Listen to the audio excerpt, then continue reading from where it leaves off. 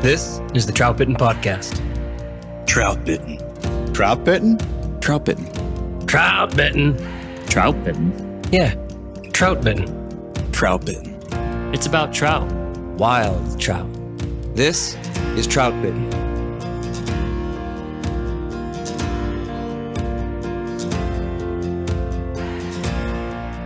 This is the Troutbitten podcast. Thanks for tuning in. My name is Dominic Swentowski. I'm the owner of Troutbitten and the author of Troutbitten.com. Solving after dark fishing mysteries begins by asking the same fundamental questions as we ask in the daylight. Where are the trout and how are they feeding? But answers at night are elusive. Conclusions are sparse. And the shroud of blackness masks clues that might easily be seen under the sun. It takes time and stubborn persistence to fight through the slow nights, to wade through black water, trusting your memory of the riverbed for what the next step will bring. Eventually, the elements of approach and casting become easier. Seasons of night fishing experience teaches us the suppression of fear. And a new level of comfort, acceptance really, allows the nighttime angler to finally focus on the important questions. Where are the trout and how are they feeding? Welcome to episode 4 of the Night Fishing for Trout series on the Troutbitten podcast. This one is about finding trout. It's about making plans while remaining flexible. All right, let's get right to it and let me bring in my night fishing friends. I've known these 3 anglers for a long time, and I've learned many good things from each of them. You guys have all the answers. Isn't that right, Austin, Dando? All of them? Josh has most of them. Oh, okay. Josh Darling, are you an expert? That's what we've heard. Yep. Okay, so that's Josh Darling right there. Trevor Smith, how are your expertise in the night game? He can't even take himself off mute. I hate to see that. College didn't teach him that. It pretty much eliminates the point I'm just trying to make. They don't teach you that in doctor school. No. No. I feel pretty self-sufficient in the night game. You're getting there, huh? Mm-hmm. So we have 3 experts and then me. I went out, what was I out on Sunday night? Yeah, Sunday night. I'll tell you guys about that later. Later on, we're going to share a couple stories about how we change things, why we change, what happens when we have a plan, and then we need to adjust it. So we'll share some stories, and I'll tell you guys how it went on Sunday for me. All right, before we dive in, here are a couple questions from listeners. Keep them coming, everybody. Question number 1. Mike Greco from New York sent me this one through email. He said, Dom, I'm really loving this night fishing series. I'll be sad when it's over. Me too, Mike. You mentioned in the last podcast that you keep count of action on the water, but I didn't quite understand this. Would you please go through that some more? And do the other guys keep track the same way? Thanks to the whole Troutbitten crew for all you do. I'm learning a lot, and I just enjoy listening in on the camaraderie between you guys. Well, thanks, Mike. We like the camaraderie and friendships, too. I like learning from the experts. Thanks, Mike. Speaking of which, let me speak. Yeah. Back off, everybody. Trevor's got something. I think when we first started night fishing more, and we're more in the beginning of the game, I think we paid closer attention to our hits, like our caught, lost, and missed fish. And the reason we did that a lot in the beginning was because we had a lot of lost and missed fish. Probably 3 to 4 times as many either lost or missed fish as we caught. And because of that, we were really trying to scratch our heads and think about what we were doing wrong. If we were doing something wrong, is this just something that is inherent to the night game that we have to get used to? Yeah. And you were super helpful as we were kind of mulling over that question because, one, you normalized the fact that misses and lost fish were more common at night, but also some of the things that you had learned about helping to counteract that difficulty, maybe being more patient with presentations, setting the hook a little slower. But really, too, a lot of Josh and my necessity to sort of design a better fly for the night game came out of just our assessment of how many fish we were losing and missing. Yeah. And it just felt like there has to be some way to improve this, to the point that now I think we've stopped keeping as close of track, and we still do. At the end of the night, we kind of summarize to some extent, but we've also tipped the odds so much further in the favor of catching and hooking up with the fish that we interact with, that we feel less interested in the number that we're missing and losing, just because it's such a smaller number. So Trevor catches them all.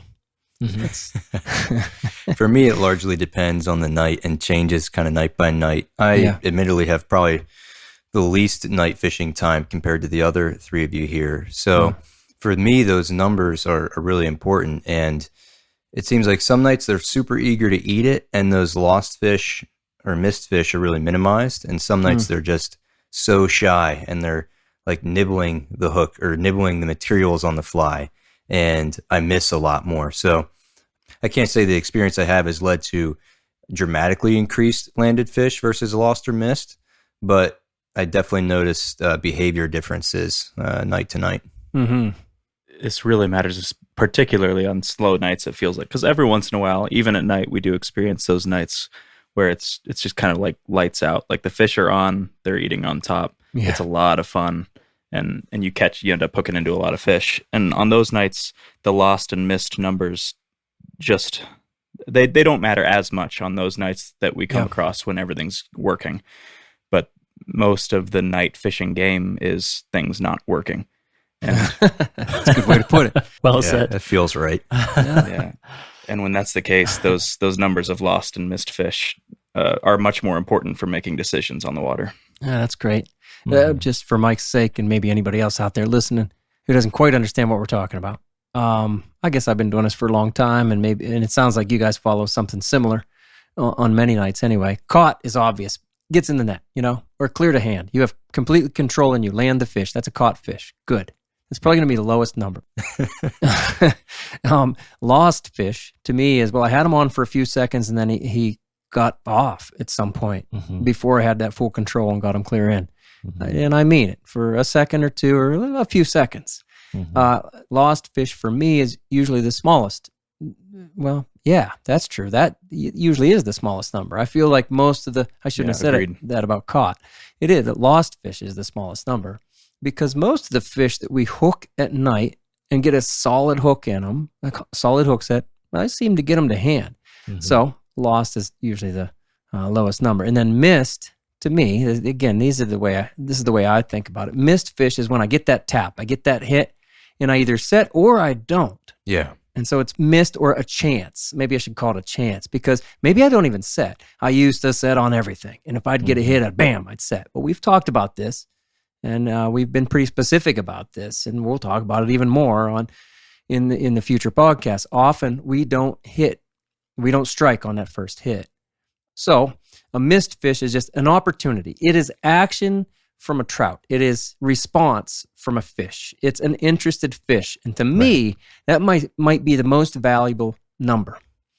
And I guess, many anglers through the centuries have been saying, I caught this many, I missed a couple, and that's fine for the daylight. That was always fine for the daylight for me. But in the darkness, we've talked about, there are so few good resources that I just wanted to be a little bit more scientific about. Not scientific, but I just wanted to keep better track. It made me feel better to get to the end of the night and say, well, I only put 2 in the net, but man, I lost that one, and he was big. And then I had some good solid thumps, and heck, if you add them up, I had 10 other hits.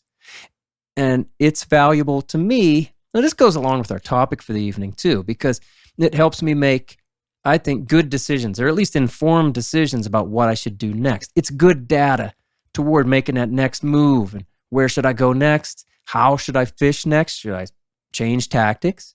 I just consider the count. What is my count? What are my stats? Yeah, and night fishing being kind of a low numbers game to begin with, if you're only looking at what you put in the net, you're probably going to miss out on a lot of those other perspectives or viewpoints of interaction you had with fish. So the ability to quantitatively look at the rest of those interactions, helps kind of log and maybe create some different ideas about what you're doing out there. I like that. That's a great point. To your point too, Dom, it's always good to make sure that you're making decisions based on good data and not on emotion. And I think at night, it's so easy to be discouraged, you know, if you have a long stretch without hits or action, and even just night to night. But looking back on good, reliable data that you kind of collected from those nights can really help you make that informed decision of, hey, seems like in this stretch of water, they're consistently responding to wet flies, and I'm hooking and landing more fish on wet flies than I am on streamers or on any other type of pattern. And it's just a good way to make decisions. It does dovetail nicely into our topic. Before we get to that, though, here's question number 2. This one is from Elias through Instagram. Great podcast season, Troutbitten. Makes me want to get out there every night after work. Hey, you guys haven't discussed fly size very much. Are you fishing bigger flies, I assume? That's what Elias asked us. Anybody want to tackle that real quick? Yes, generally on average, the flies are bigger. And it's you might look at your streamer box and find that our night flies are not much bigger than the streamers that you're fishing, than the bigger streamers that you're fishing. But if we're taking the average of the flies that we fish during the day and the flies that we fish at night, yes, the flies are bigger mostly. Sure. During the night. What size hooks, Josh, and often articulated? Yeah, if it's a single fly or a single hook fly, for me it's usually a 6 or a 4. And then if it's a bigger articulated fly, I usually go 2-4. No kidding. I tie wet flies. They're like 1/0. Really? Yeah. Oh, so yours are even bigger. Yeah, I've got some of those too. I will say it depends on the hook, obviously. And years ago, I started thinking in terms of inches more than hook size. You know. Yeah. So my big articulated flies. I'll bet you did. Whatever it takes. Hey now. At my big articulated flies at night are the biggest is like 5 inches for me. But even these wet flies that we're talking about, or that we will talk about, even the wet flies, they're like 2 inches, 2.5, 3 inches sometimes if they got a tail on them. Yeah. Even the nymphs I use are bigger than the average nymphs that I'm using during the day. We've tried to challenge to is there a fly that's too big? And, like within reason. I think we just, last summer and the summer before, I kind of started to push the envelope a little bit. And instead of fishing like a 2-4 on our Pendragon, I was fishing like a 0-2. Or I have one of those. Yeah. You gave me one of those. That mother is big. It is big. That's the jungle cock variant. Oh, nice. Yeah. She long. It's funny. I find myself going the opposite direction. Sometimes I increasingly are tying them smaller and smaller. And on nights where they're very hesitant to commit or to eat, I feel like I do better on my hookup ratio and landing ratio with flies that are a bit smaller. And I think that's because of a smaller hook gap, easier to eat it, easier to get a hook in them. Yeah, that makes sense. And I also think the waterway matters, Yes. I think some of the bigger trout, I just think that their mouths are so cartilaginous and large. There it is. We didn't forget about why that he's one. here. Cartilaginous. Yes. I just, and you look inside that mouth, all you see is these rails of cartilage and all this open space. And I just think about these little wet flies that they can just clamp down on without getting a hook in them. And then they can open their mouth and that fly just flies out of there. So I do think you're right, Austin. I think overall you're going to catch more fish with smaller patterns, but I think the reliability of hookup, there's like a trade-off. I think that you're more likely going to get a hook into the meat of a large trout sometimes when you're using a larger hook at night, just because you're out of sheer dumb luck. If it clamps down on that thing sideways, you have a lot more substantial hook to potentially get into them. I don't know. Well, here's what you do. You use a smaller fly, but 2 big treble hooks. Yeah. Like a big triple barbed. Right, like a big plug. The whole triple bar. The red ones. Oh, yeah. Buy them at Walmart. Yeah. Red ones, yeah. That's funny. I feel like Maybe not. I feel like whenever I talk about night fishing, I feel like people's first question is, so you guys are using like real big mouse flies, right? Oh yeah. And it's true, it's a good question, but a lot of the things that we're talking about in this series, we're trying to cover everything, and we are going to get to the flies. So I think we're, especially in the last couple episodes of this series, we're going to get into that. But we're trying to kind of build, trying to build a foundation and then work up and cover every single part of what night fishing entails. That's our goal, at least. That's a good point. I mean, we are definitely doing things different than I suppose most people would expect. We didn't jump right into like, hey, mousing, and hey, wet flies, right. and how big are the flies, and how should you fish them? You said we're building a foundation, and the foundation is way more important than the flies, and it's even more important than the tactics, I believe. If you aren't comfortable out there with your lights and your approach, and even the stuff we'll talk about tonight about your plan, making a plan and then adapting to the conditions. If you aren't comfortable in the darkness, you're not gonna do it. So it doesn't matter if you know what the tactics, should be or could be. Yeah, whatever. We're doing this a little bit differently. Maybe we're approaching it differently than people expect. But I should say the next podcast is about top water and then just under the surface, right? Top water and whatever, upper column, mousy merger stuff. And then the final podcast will be on wet flies and nymphs. And then we'll try to wrap it up. That one will probably be 2 hours. So we should probably have a 7th one. I don't know. We'll see. Who knows what will happen in this life? At least it's not one podcast. How to night fish. Yeah. Like we've seen in other topics. No, I mean, that's what, in fairness, that's in articles, right? I mean, in fairness, that's what people try to do. The model. Yeah. That's what they're getting. If somebody's writing an article, they're being paid to do. Tell people how to night fish. Oh, okay. In 2,000 words. Okay. Yeah, let me do that. Right. Right. They don't want substance. That's tough. And I said last week how there are 30 articles on Troutbitten, averaging, 1,500 words on just night fishing. And now there's all these podcasts, and I still feel like we're only scratching the surface. Every week we're like, we got to wrap this up. Mm-hmm.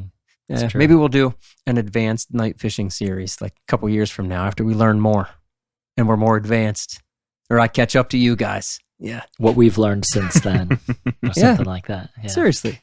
Yeah. That's reasonable. I mean, good scientists change their opinion based on new information. And I think we should be the type of fishermen that continue to change based on new information. Well, it's the learning, right? Everybody here, we feel like that, right? Whether it's after a fishing trip or at a backyard fire, you can bet the Troutbitten crew has a case of New Trail Broken Heels along with us. It's honestly our favorite beer. This hazy IPA is smooth and full-bodied. Hand-selected Citra hops lead to notes of bright clementine and juicy ruby red grapefruit. Broken Heels is a keeper. New Trail beer is proudly brewed in Williamsport, Pennsylvania, and delivered cold to your favorite craft beer retailer every week. At New Trail, it's not about being the best angler. It's about getting out there. So enjoy nature's moments and reward yourself for a day well fished with New Trail Broken Heels. It's Troutbitten's favorite beer.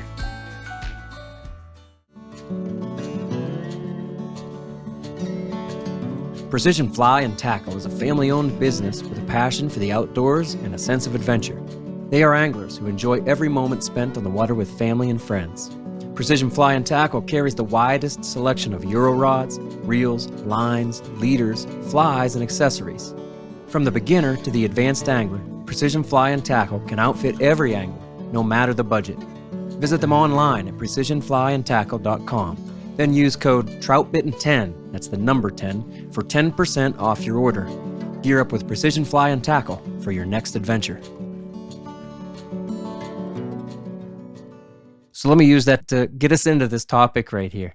Let me tell you a quick story. Aiden, my youngest son, looked at me last night while he was eating a bowl of cereal. At night, did you guys do that as a kid? Like eat cereal? Do you still do that? Eat cereal at night?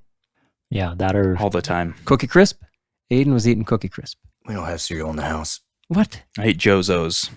Jozo's. Vern only gave me Raisin Bran. Huh. Vern. There you go. Vern. Austin's dad only let him eat Raisin Bran. Weetabix. When I was a kid, man, we were not allowed to have sugary cereals. What do you love, Josh? Same.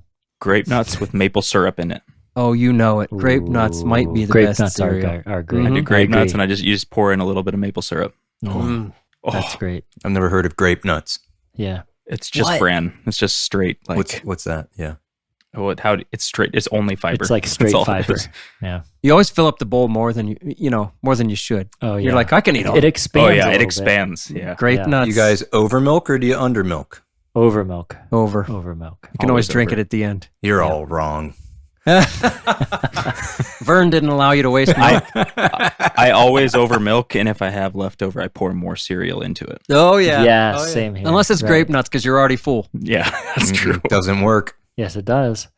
Then just eat the cereal off the top. It stays crunchy. Who wants the soggy? No one wants the soggy. No, you don't get soggy if you just No. put a little cereal on top of the over milk. Oh yeah. Yeah. And then you just continually replenish the cereal and eat it fast What's enough. in the bottom? Milk. Austin, man, this is 3-1.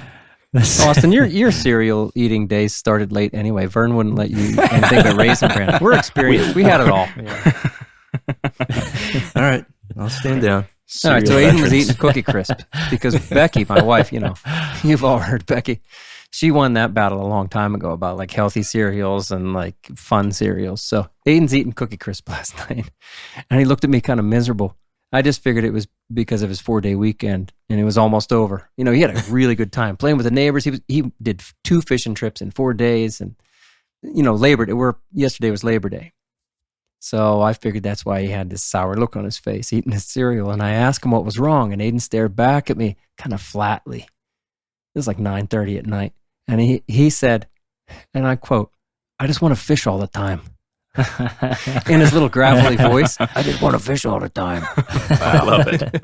I know. And Aiden is at what I call the independence marker, which is 12 years old.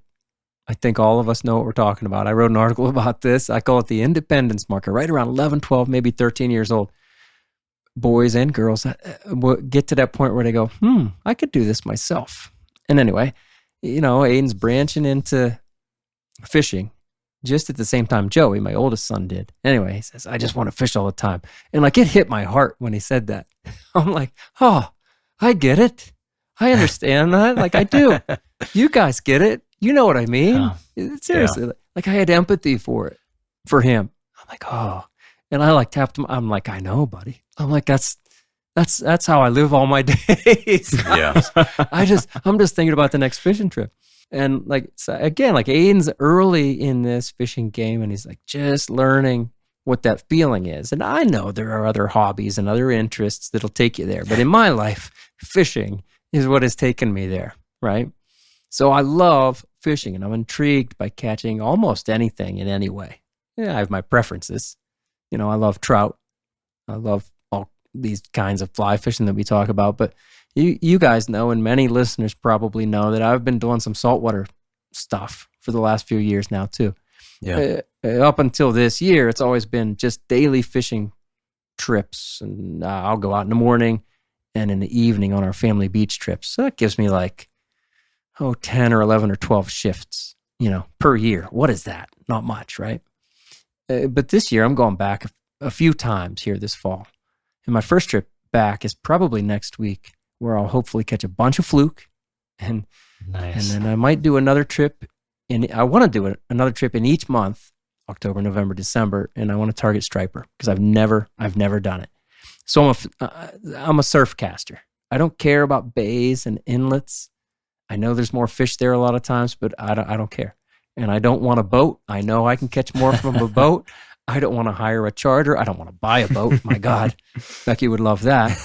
I just want to stand on the beach and cast into the ocean. Like that's my thing right now. I do this mostly on a spinning rod, which shouldn't surprise anybody if you know me. And I've really started to narrow down what I like to do. I'm fishing bucktails in the surf and learning to read the beach for structure is like all new to me. Well, 5 or 6 years, 7 years, I think now. It's not that new. And like trying to find fish first, because that's the key. And also trying to dial in good presentations. And after a few years now, like I know what a good presentation feels like. But I love this. Like I can't get enough. But here's why I bring it up. Because doing something novel or something new for you kind of makes you start at the beginning. I think it's a good thing in life. And you realize you can't make too many assumptions. You have to do research. and you're probably overwhelmed by a big world of options. You can do it this way, you can do it that way. And everything at that early stage is a question. It's hard to find those good answers too. You have all these questions, hard to find the answers. You don't know what to trust or who to trust, what resource is good and what's bad. And a lot of what you hear or read just doesn't even really apply to the rivers or the lakes or your beach that you're fishing, right? And then too, making these trips that you want to do requires a lot of planning. But you're doing that planning around a set of assumptions or hopes that you know very well might not work out, right? So even after a couple decades of night fishing, I still have that new feeling to the game. I think every night fisher would relate to this. It is a deep mystery. I don't care how often you night fish, I don't think you ever get to the point where you go, yeah, I know exactly what to expect. In the daytime, I feel like, I don't want to say exactly, but I feel like I know what to expect. Most days on my familiar waters, all season long, I feel like I can go out there and go, I think I know what's going to go on. That doesn't mean I'm right all the time. That doesn't mean that I don't make adjustments, but those adjustments are made within a narrower framework. But this night game is a deep mystery. And sure, I do understand a lot more about what's going on out there than I used to.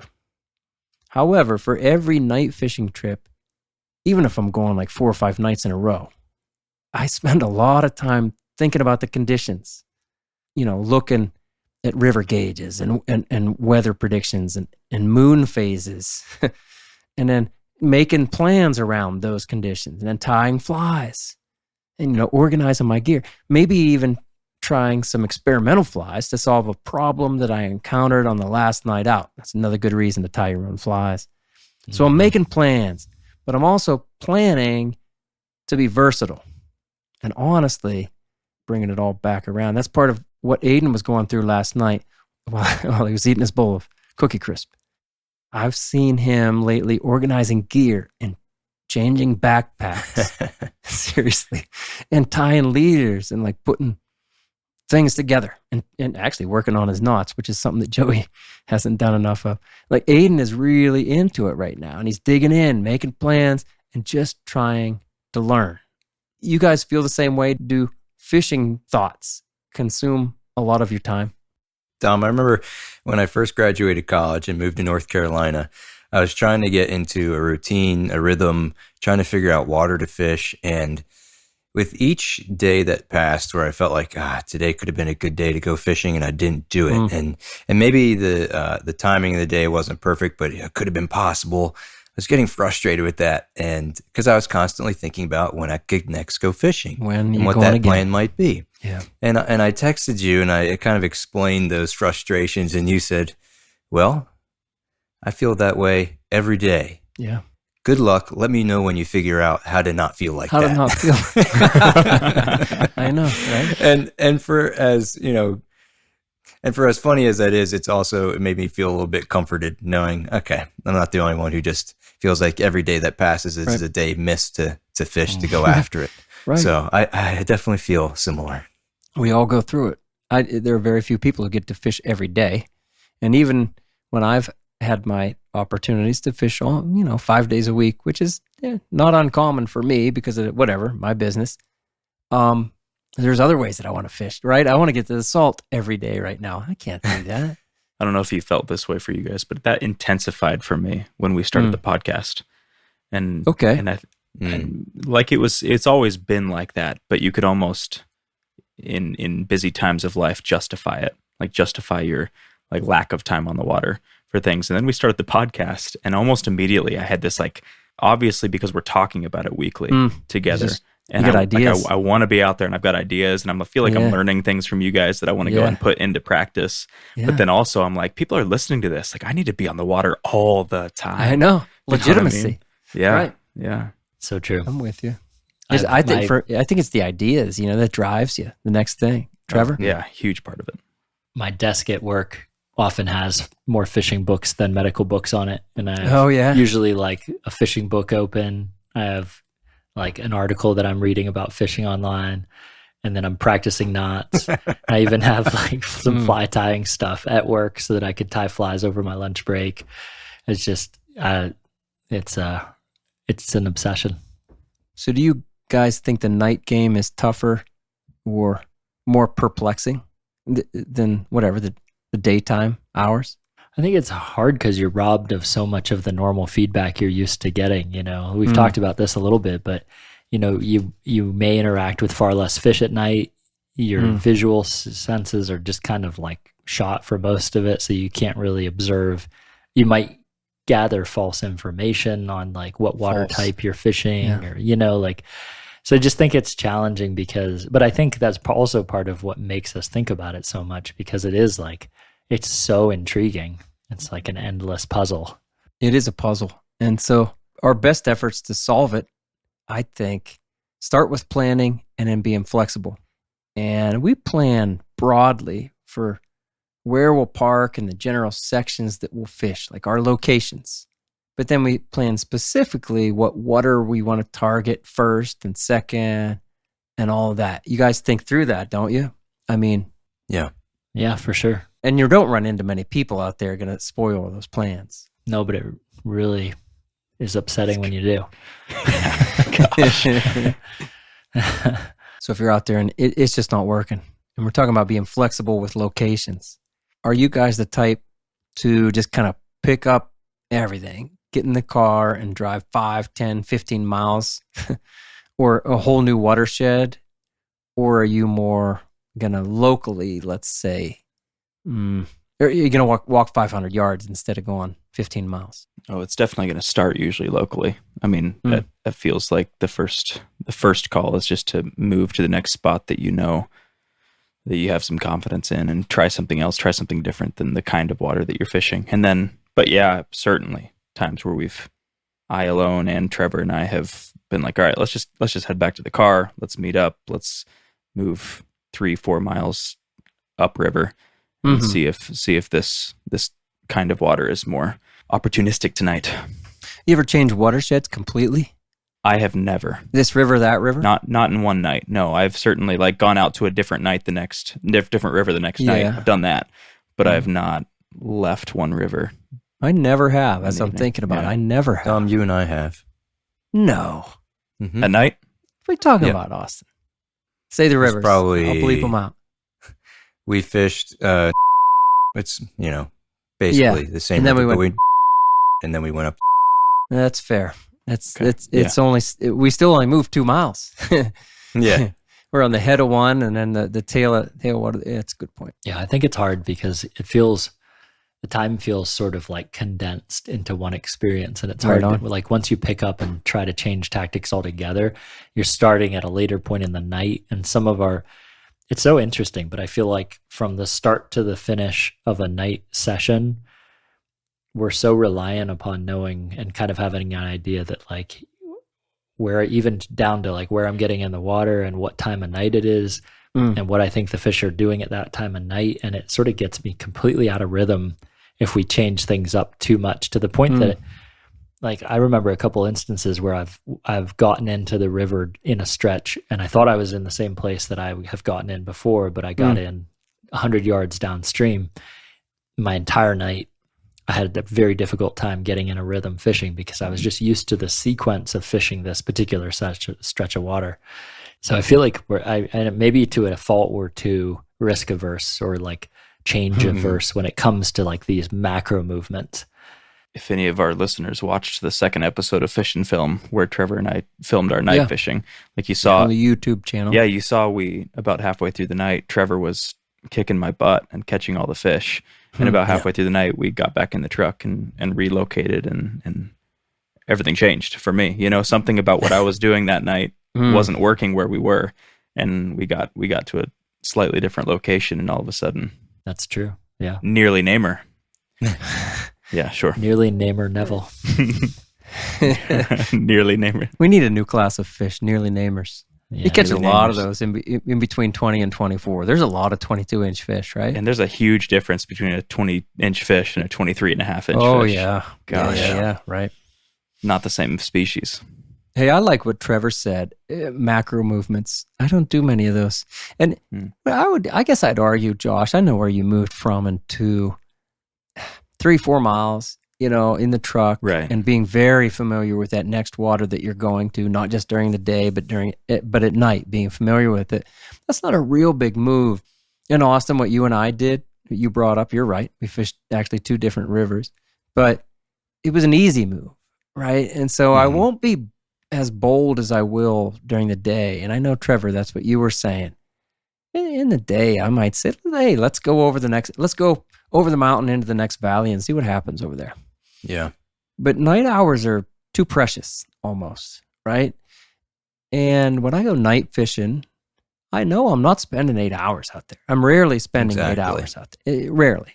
But many of us here spend 8, 10, even 12 hours sometimes in the day, if the days are that long, if the daylight's that long. In the daylight, you go, well, I got time to do this. I got time. I can drive an hour. Then you get over there and you can see everything that's going on. You could fish a brand new waterway in the daytime and do very, very well. Go ahead, try that at night and see what happens. Usually it's going to be a bust. And for me, I fish a lot of weeknights, the way my schedule works out. So I'm not fishing till 3 in the morning because I have to be up at 5 to go to work. Yeah. So those nighttime hours are even more precious to me. So when I have slow nights, I don't really consider relocating as much as I do hoofing it down to the next level break and trying to put myself in an entirely different, maybe bend of the river or water type to explore. So it just kind of depends what you have to work with. Well, so can we talk more about that? So I think we're all on the same page that macro movements, as Trevor put it, not necessarily a great idea for us. You go ahead, try it out. Anybody else out there, do it different. But for us, we'd rather do these, whatever. What do you want to call it, Trevor? Micro moves or micro movements. I mean, I think movements. Right, micro and macro. And so we might move 20 yards, 50 yards, or 100 yards downstream. Or fish the opposite bank, turn around a bend, whatever. I think a lot of times for us, that can even look like being open-minded with what water type we're going to find the fish in. We have our typical lies that we are thinking of, maybe bank lies and slack water and things like that. But there's certainly been nights where we're finding fish in a little bit of deeper water or in water that's moving a little quicker or even I don't know if I'd say mid-current, but like out from the bank further than we would typically be targeting. And it does take a whole different approach to start to target those, from casting to how we're retrieving and everything. So I think oftentimes I think almost in retrospect about a night and think like, man, I wish I would have, in retrospect, I caught that one fish in that particular location. I wish I would have targeted that type of water a little bit more specifically. But again, it can be difficult unless you know a stretch of water really, really well in the daytime to think through like, okay, now where am I going to find the next piece of water that's so similar to this one that I just fished? Mm-hmm. I also think it can be because you have these lack of touch points at night. I find myself easily getting in ruts in night fishing where I've had success doing this once. I'm going to do it again. I'm going to do it again. I'm going to do it again. And then and it's just so hard to like remain agile in my thinking because I know that the cost of making the wrong decision is just going to be a fishless night. Yeah. At least know I've caught a fish doing this before, so I want to do it again. I know. It's a deep cost too. Yeah. For the night angler, our biggest challenge is simply knowing where the fly is and how it's drifting. That's why a glow-in-the-dark fly line is an essential tool for the modern fly angler after dark. The Rio Gold Lumalux is an excellent glow-in-the-dark fly line. We use it in sizes 5 and 6. This weight-forward line has a long head and a back taper that combines power, control, and stability. The Rio Gold Lumalux is well suited for loading a fly rod with beefy night flies at close range, where so much of the best night fishing action happens. The Lumalux charges quickly with the flashlight and holds a strong glow for 20 to 30 minutes. The line is finished with the Rio's slick cast coating, creating a slick and durable line that lasts for years. Spool up with the Rio Lumalux glow-in-the-dark fly line and change your night game. For over a decade, Smith Creek has designed innovative, high-quality fly fishing accessories made to put your gear in easy reach, free up your hands, and keep our waters clean. Check out the all-new tippet holder. Each unit is individually machined from billet aluminum and anodized in 2 eye-catching colors. They hold up to 5 tippet spools, with a spring-loaded plunger that is quick and easy to use. The brand new Rod Clip Plus comes with a stiff 304 steel pin and integrated carabiner clip, giving you 2 ways to attach it to your vest or pack. All Smith Creek products are built guide tough and backed by solid customer service. To learn more about Smith Creek products, visit their website at smithcreek.co. I like what you said there. I'm always looking for where the fish are feeding at night most. And boy, much more than the daytime. It really does seem like, okay, they're in tailouts. Okay, they're in bank water. Okay, they are in deeper, faster stuff. Okay, they're in backwater. Okay, they're at the heads of the riffles. And so many nights I'm going, well, all right, I'm really going to get even closer to that bank water, especially the backwater, when you can find both of those things together. And it's all of a sudden, if you trust it, you have to kind of learn to trust the data that you're being given. Yeah. First, you have to develop the skills, the techniques, the comfort level of being out there, but then you can focus on once you know you're presenting it well, you have to trust yourself. And if the fish are telling you, hey, I'm not eating any tail outs, I'm not there, well, then they're not there. And so you have to, if you're getting hits in that, like I said, slack bank water, you have to start targeting it. And you have to trust yourself. And you got to get to the end of the night and still feel, even if you get to the end of the night and you still catch nothing, maybe you got 2 bumps, right? Caught, lost, and missed. Maybe all you got was 2 misses. You have to at least be satisfied in some way. You have to be almost proud of yourself for following through with a plan, right? You make a plan, it's not going to work, and then you start adjusting by way of the data that you're being given. And you have to trust it. But it's not going to happen the first time out. It's not going to happen the first dozen times, the first 20 times, maybe in the first year of being out. But once you learn to trust it, you can find that success. You're finding fish. Finding fish doesn't mean they're in the net, but you're finding some success, right? Success just means, to me, a hit from a fish, interest from a fish. Hey, you like my fly. I didn't land them, but that's where the fish are. Okay. Yeah. And so that fish count, that action from the fish matters to me. And then I'll start saying, why are they sitting there? Is it because of the water type? Is it that slack bank water? Or is it on the other side of the moon? Well, meaning, how are the light conditions? Is it in shade? Like Josh was talking a couple podcasts ago, targeting the shade lines. Yeah. So finding that success and then trusting yourself to just follow through. Good points for sure. Another thing that it's easy to get in kind of like a rut with because it's good to follow through with a plan. And sometimes what that means is it's hard to get yourself to do what we were talking about last week and going back and fishing through something that you already fished and working actually back upstream to fish back down through something. Yeah. It is. But in addition to that, if things aren't working, it can be a good move, and it's not something that you might be your first impulse to do. You might want to I'm going to keep working downstream and I'm going to target a different water type. Well, you've got a whole lot of water that you just covered, but you only covered the water that you thought they were going to be in on that. So if you go back up and target the water that you weren't casting to that whole time, it just opens up a whole nother realm of possibility. That's nice. Refishing water. Yeah, with a different technique or with the same technique. But let's talk about technique then, or the tactics. Like what we want to do with the locations is know that we fish it well. We find a rhythm. You're kind of covering water and see what water they're in. You have to find fish. And what that means is what water type are the fish in. Don't change too much right away, right? Just cover water.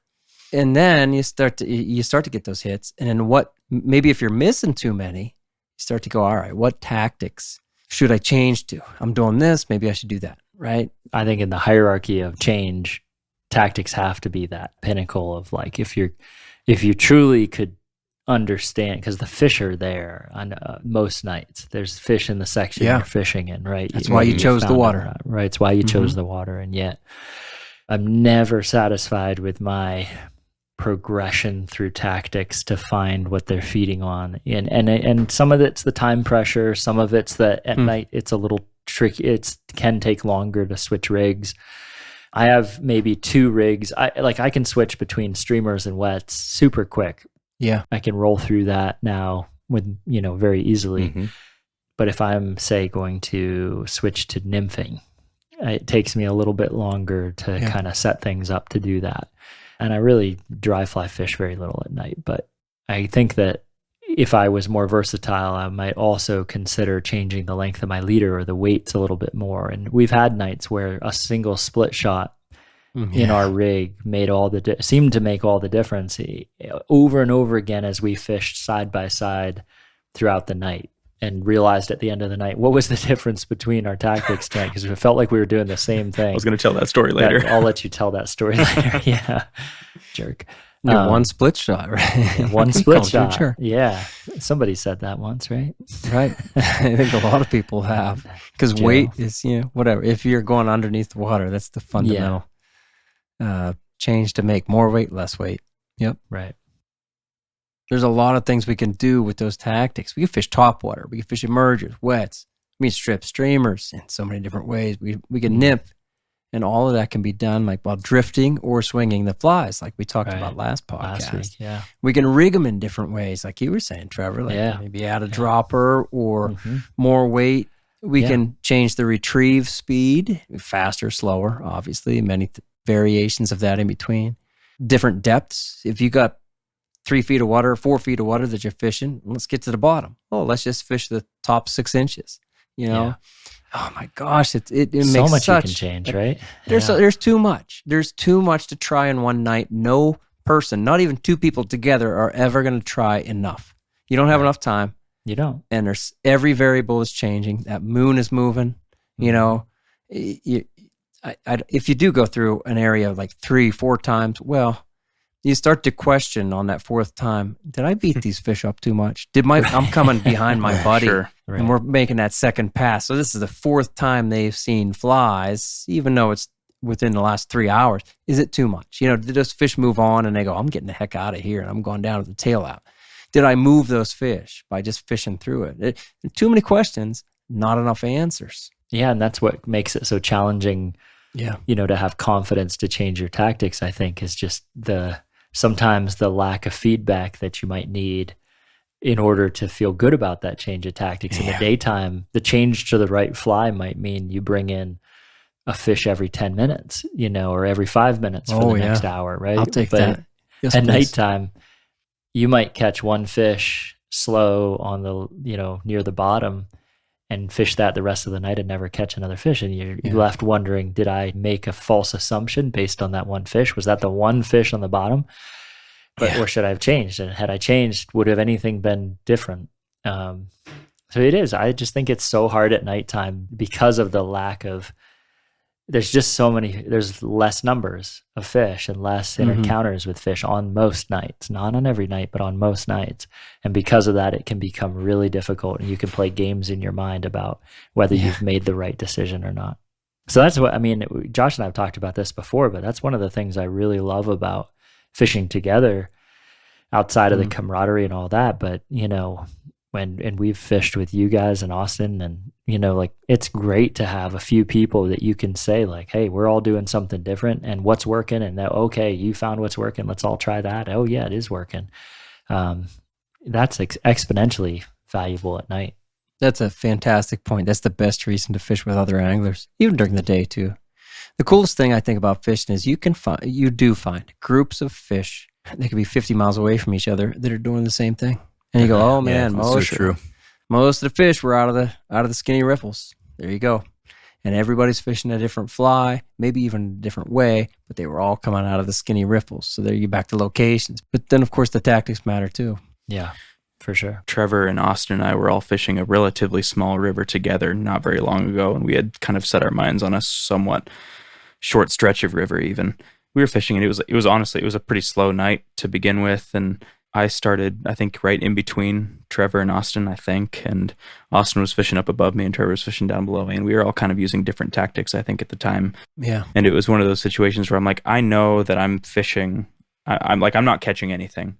Nothing's really going all that well. I heard Austin catch one up above me, but I know that I've got I know that I'm the only one fishing a bad mother right now, and I know that it's a pretty small bad mother, and it's probably smaller than the ones that Trevor are fishing, and it's on top of the water, unlike what Austin's doing or whatever the case was. But I'm like, so I'm going to go up and fish all the water that Austin just fished, but with a small bad mother on. Right. And immediately it was just like into fish, because it was just, It was just a slightly different tactic that's what they were looking for. Same location, different tactic. That's a great point, Josh. And it was so obvious too. Like immediately, the water I just covered, you started pulling fish out of, and then you radioed down to say, I'm catching fish on a bad mother. So I thought, oh man, I better put a bad mother on. And then I did that and ended up catching fish also. And it's like, huh. Yeah. You gotta love it. I mean, it's just undeniable. It's not luck. No, you know? no. Yeah. No, there's something like tangible there. But it's fascinating. It is fascinating. I will never let myself believe it's like, Josh lucked into a couple fish up there after I fished through it. No, he did something that I could have done the same way. He wasn't lucky. Every so often you luck into a fish, but when you're going bang, bang, bang, right after somebody went through and they did nothing. Yeah. And you're running cleanup too. I mean, they already saw flies, but now you're putting the right fly at them. It is not luck. It is not. Let's tell some stories, but before we get there, let me say that like versatility is easier as you gain experience. We had a full podcast on being a versatile angler. We kind of acknowledged this during the day, but it's hard to change tactics at night even more. Like to switch from slow slides with a top water pattern to perhaps straight swinging with wets, downstream, quartering down and across with wets. That's kind of I don't know, there's a lot to that. There's a couple rig changes, not just the flies. You might want to do something different with the leader. It's going to change the way that you're even wading in the water. There's a lot to that change. And when you aren't really comfortable with either of those tactics, if you haven't done either one of them enough, if you haven't spent enough time doing either one of those, that's a tough change. And so once again, just to kind of remind people, like we talk about being versatile and doing all these tactics that in the next 2 weeks, in the next 2 episodes, we're really going to dive into those tactics. As we talk about those, we are not suggesting that you should go out there and be ready to do all these 1, 2, 3, 4, 5, or 6 things in one night. Good point. Right? You shouldn't try to tackle them all. Maybe go out and spend one season just doing a mousy merger. And learning what that feels like. Or maybe you start with wets, or perhaps nymphing or pure top water, whatever. Get comfortable with it so that you can say, I'm getting a good presentation. I am doing what I want to do. Back to the saltwater stuff, this year and even last year, at the end of last year, is the first time I could ever say, like, I feel like I'm getting good presentations with these bucktails. That's cool. Those years before, I was like, I don't know what the hell I'm doing. And it feels weird. Man, what? Oh my, I accidentally caught one. But no, these last couple of years, I caught a lot more because I was getting good presentations. I learned to trust myself. I guess you can only force that so much. You can only make so many plans and you're following through. It takes time, right? It takes time in the water and all kinds of fishing experience. And then you finally go, you know what? That's a good presentation. Whether a fish eats it or not, I trust myself to know it. That's good. And then I can move on or I can change tactics. That's kind of what we're saying. Be flexible with the locations, micro and macro, right?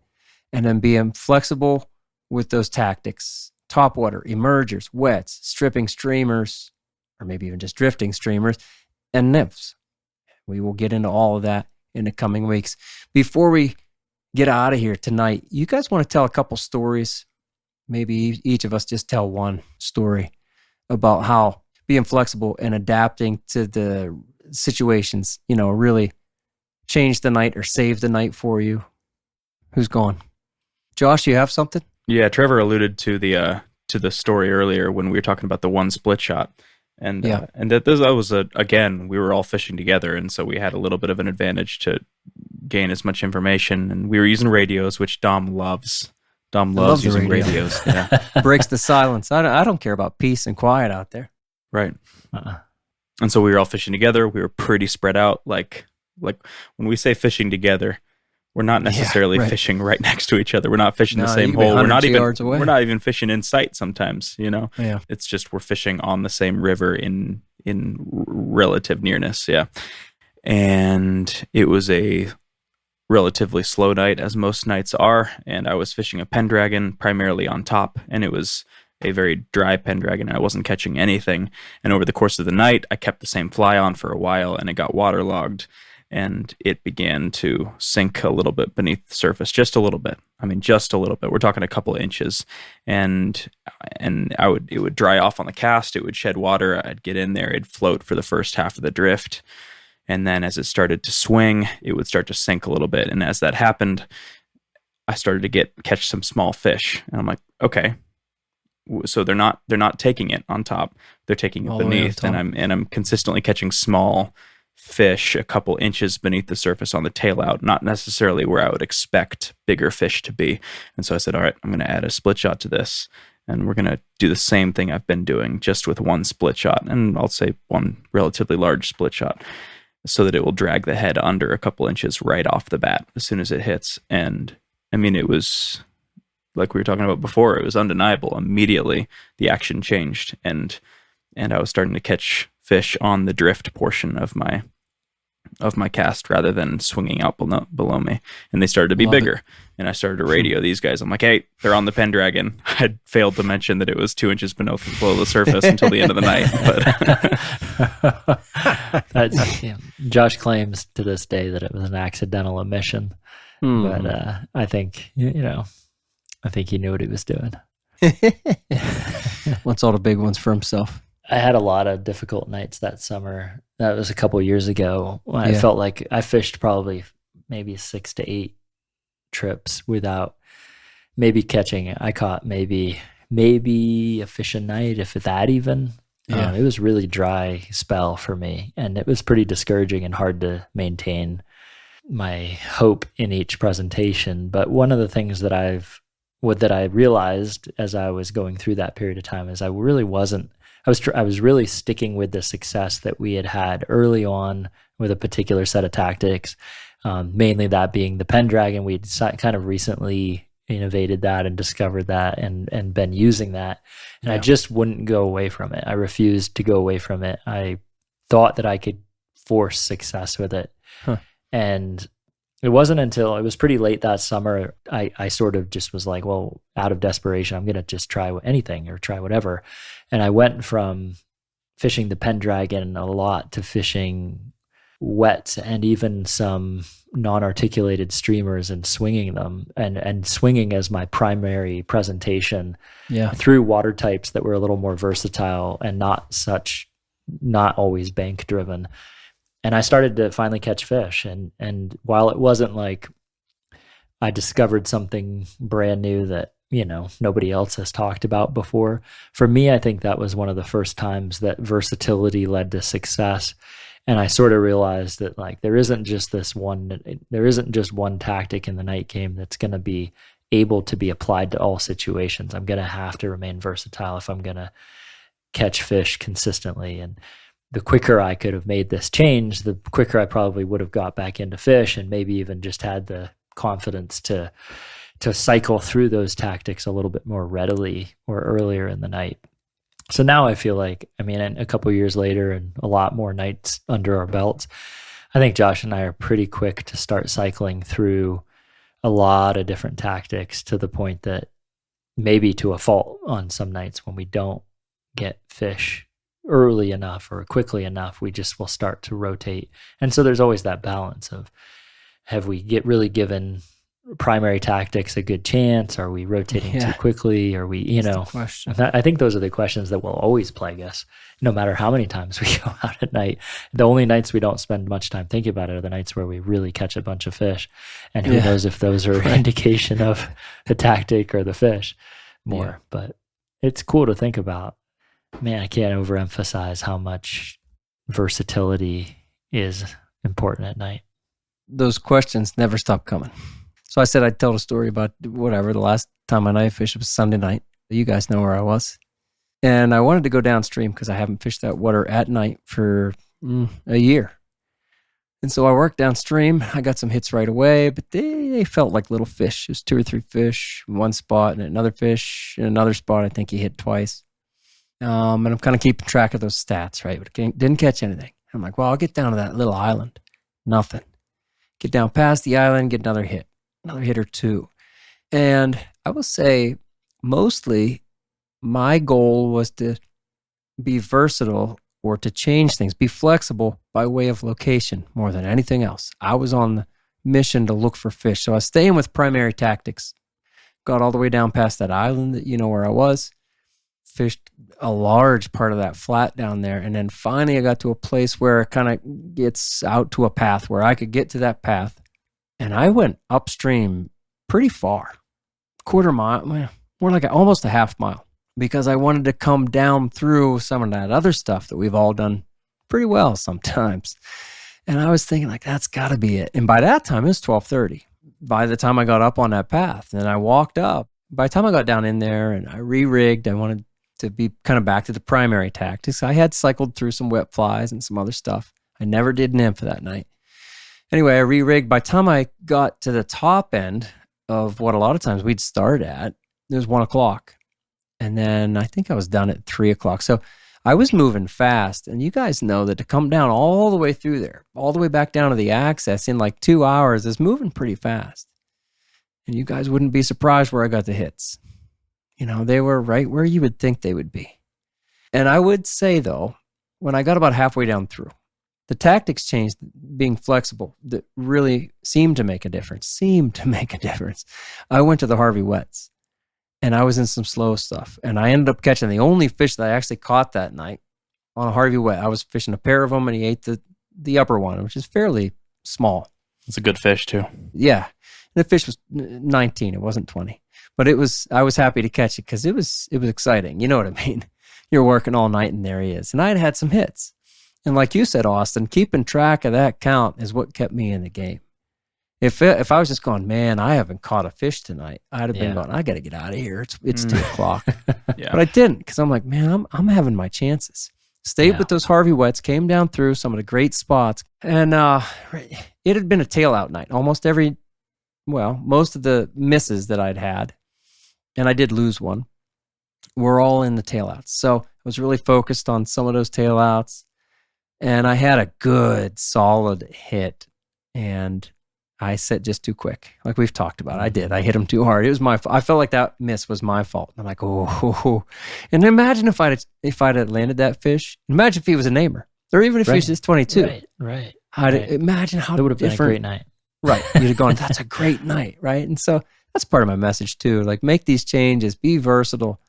Don't be too hard on yourself. When you're getting the hits, it doesn't matter if they end up in the net. If you got interest from a trout, good for you.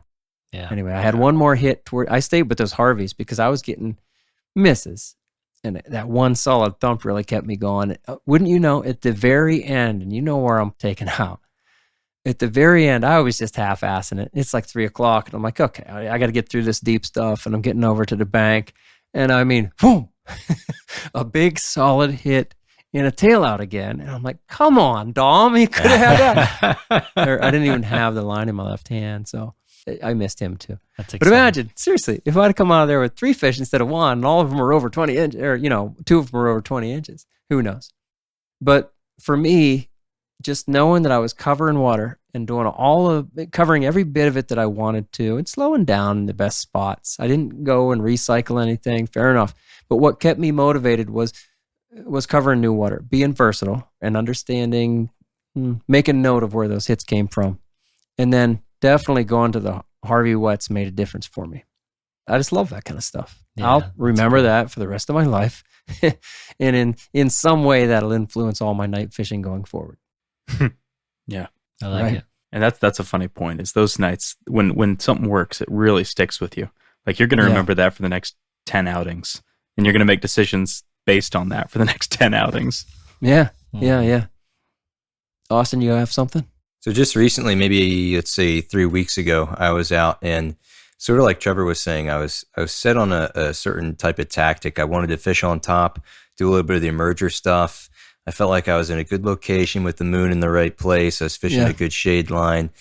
Flows were just right. And in my mind, there's not very many constants you can rely on in the night. But for those few things that do seem to weigh in our advantage, it was all just as it should be. And I probably went for a good hour and a half, 2 hours trying to force this. Through multiple water types, nothing, coming out to eat, swipe, miss, loss, anything like that. So I started to change the column I was fishing. So instead of fishing right on top or the emerger, I switched to a streamer that was slightly sunken and just fished those first 6 inches below the surface. And I did that for maybe 20 minutes. Nothing was going on. Thought, okay, let's keep going down. And I did this maybe 2 or 3 times until I reached some, maybe 3 foot deep water. And I was fishing near the bottom. And I started getting bumps on like a wool-headed streamer that was maybe a size 2 and a 4 in the back on an articulated streamer. And I consistently kept getting these small bumps and nibbles on the tail out, on the swing. And I was getting frustrated because I set the hook. I might feel them for a second. They might even blast out of the water and make a huge explosion, and then they're gone. And I did this maybe 4 or 5 times until I decided, okay, I'm almost there, but it's not quite it. So that's when I switched to a smaller fly. I switched to a 4 in the front and a 6 in the back. And once I felt those nibbles, I did the same exact thing where I started to set right away. And I might have them on a little bit longer, and they might come blasting out of the water at me, but they're still coming off. So I thought, okay, I feel like they're eating it well. I feel like I can hook them well, but maybe I'm setting too fast. So I basically, at the end of my drift, I would hang it down below me, and I'd feel them nibbling. And then maybe after 2 seconds, like maybe 2 or 3 seconds after I feel the first nibble, I just lay into it, and all of a sudden the fish would be on, and I'd have it. It's almost like they picked it up in their mouth, they're holding it there, and they might be moving around a little bit, and then I set the hook. But I can't feel all that going on. It's just my imagination thinking, maybe this is what's happening. Maybe this is where the hook's about to be in the fish's mouth at this time. Now I'm going to set. And I had to get into that habit and that discipline. And once I did, the whole night changed, and many more landed than I would have if I stuck with that original plan. There you go. That's a good story, Austin. It is. Anything else, guys? You have anything else? No. I might go fish right after this.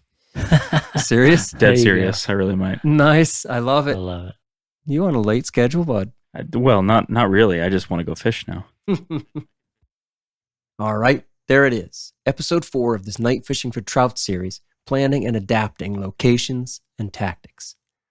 All fishing trips benefit from a good plan, and most of us couldn't stop planning, hoping, and dreaming about an upcoming trip if we wanted to. Our night fishing plans are a great beginning because they're formed around expectations and based on the conditions. Where are the trout, and how are they feeding? Building flexibility into your plans helps solve those questions. It's your willingness to adapt, to walk around the bend, to work upstream instead of down, or to clip off the topwater pattern and rig up for wet flies. Trusting your instincts is the first part, and following through, making the changes, is the second. So we have 2 episodes left in this night fishing series, and in the last 2 episodes, we'll walk through the tactics of topwater, of streamers, wets, and nymphs. It's going to be a good one. Thanks for listening, everyone. Have fun out there. Austin Dando, will you read us out? I will. So remember, the Troutbitten Project is a free resource for all anglers. The Troutbitten website hosts over 1,000 articles with endless stories, commentaries, tactics, tips, and more. Hey now. Find what you like through the top menu and through the search page. Navigate by way of the categories and the tags too. Be sure to find the Troutbitten YouTube channel, currently featuring the Troutbitten Tip Series, in collaboration with Wilds Media. Hey now. These are short, useful, and unique tips for your fly fishing life. Thank you for listening to the Troutbitten Podcast. You're welcome. Please give the show a 5-star rating on Apple Podcasts and leave a comment, because that really helps. It does. Until next time, friends, fish hard, enjoy the day, find your life on the water. On the water. Give it about a second and a half. That's right. And then I set the hook. That's right. That's good. A clean read, gentlemen.